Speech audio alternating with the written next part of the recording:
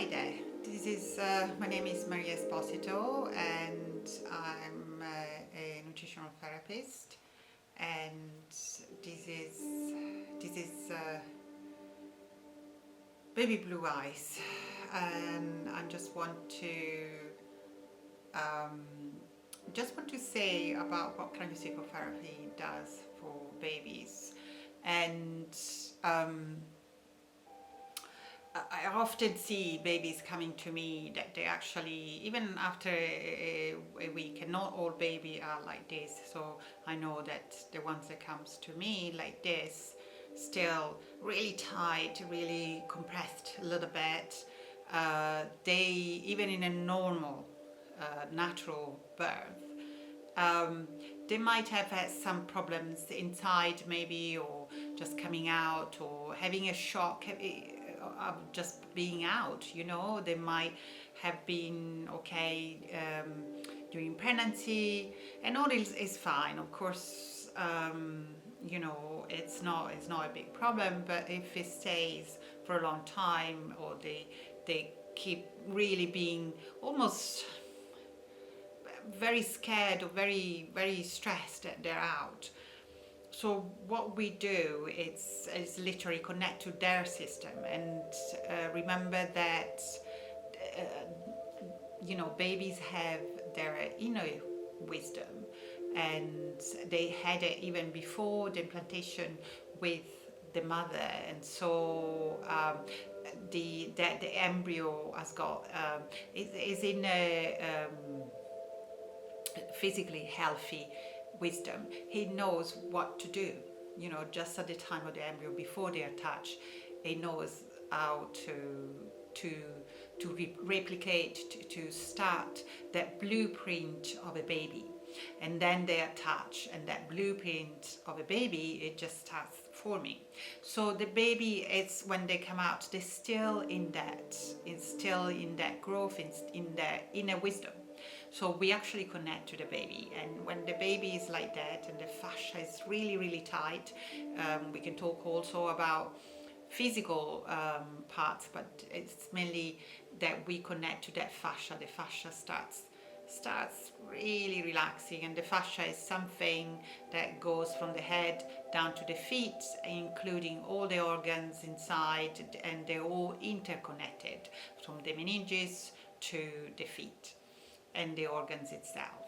So, and what the baby does is start really really stretching, going on one side and then the other, and then the other, and then here stretches a little bit more and stretches that way. So you can see really, and then sometimes they even want to unwind in this way. They just want to go, and you see that. And then at the end of the session, and we take always an hour. I know lots of people think, oh, an hour is too long, but actually the baby will go into stages. So it will unravel something, and then rest a little bit and relax into my hands, and then keep moving and unravel some more deeper. When, for example, for some reason or another, if they had a C-section, or a ventouse, an intervention in some way or another, a shock, then the system might be trembling. Sometimes it actually does that.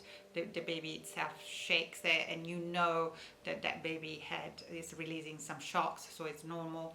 And then sometimes the baby has got a little bit of torticollis, because it doesn't have to be a big one. Obviously, the very serious one might be obviously picked up by the doctors, but sometimes it's not.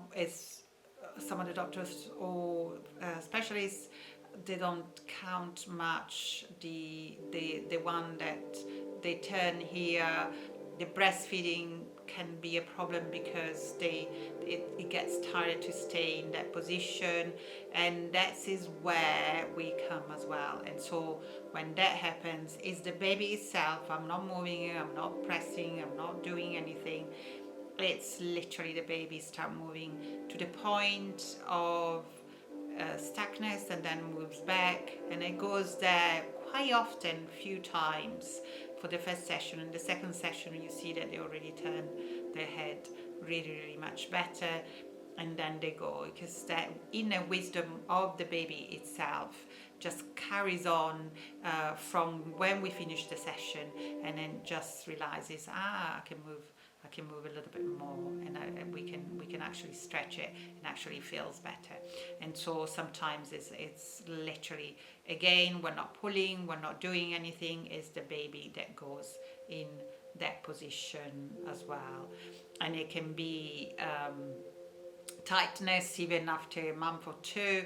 If that doesn't go, sometimes you will see, I see babies with colic, reflux, because really inside there's still that internal tightness.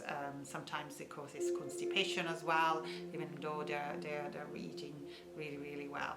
So that's what fascial unwinding in a baby will do, and it's magical in some way, but actually real in others. So it's actually a physical change. You will see the baby just smiling and being happy afterwards. The mother is happy. They also sometimes that fascia tightness, even after a tongue tie, or especially after a tongue tie done or before, they have a tight jaw, and hence the fascia is inside the jaw as well. So once we don't treat just the mouth, or look at the mouth, and that's is where we start from the entire body. And when you start from the entire body, then it goes from here down and up, and everything. And also, again, you can't see it, but sometimes what we feel is compression of the head, if they've been in on the canal on the last stage of birth. Obviously, everything is squashed for a long time, then there can be a compression there. And so again, what we do is just make sure that that compression releases, and the skull, it doesn't keep compressed. It kind of releases and let go. So that's what we do with craniosacral therapy, with love as well.